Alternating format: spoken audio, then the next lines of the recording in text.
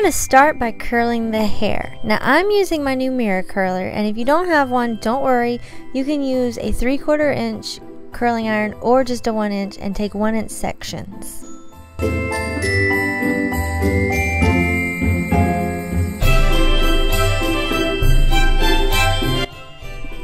I put a little teasing in her crown just so that we would have a little bit of volume up there, but you don't have to.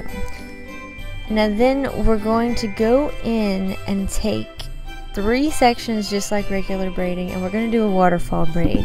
If you don't know how to do a waterfall braid, you're basically doing a French braid and letting one piece hang out each time you do it. Now each time I do a waterfall braid, the top piece of the braid is what I let fall through the braid. So I have that in my hand, I bring it over the center, and then I let that drop, and I create a totally new section.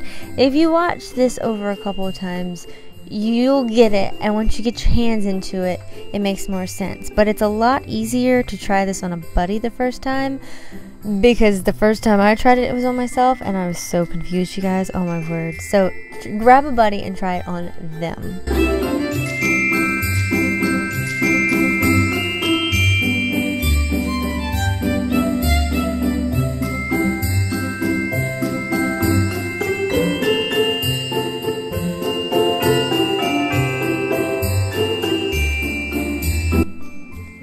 Now I'm taking individual curls and twisting them back and pinning them on the braid itself, just so it kind of has this cascading effect of the curls falling into the waterfall.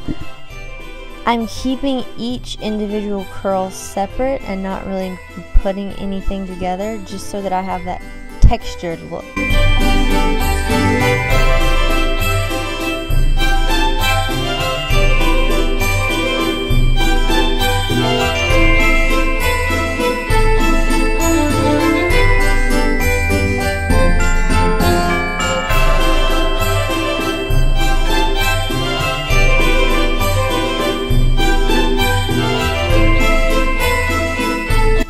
Now just adjust the curls to how you think they should look, spray them, and then take the front pieces and pin them however you want them to look, and you have got your look complete.